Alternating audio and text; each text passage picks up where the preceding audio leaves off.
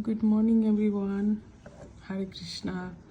আজকে আমাদের এই দিকটা প্রচণ্ড ঠান্ডা আর কুয়াশা দেখতে পাচ্ছ, প্রচুর পরিমাণে ঠান্ডা। আজকে হালকা করে বৃষ্টি হচ্ছে।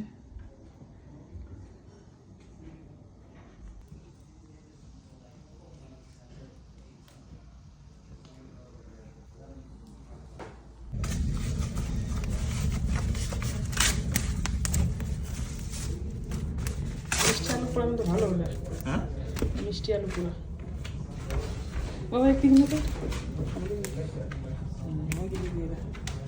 আগুন পচা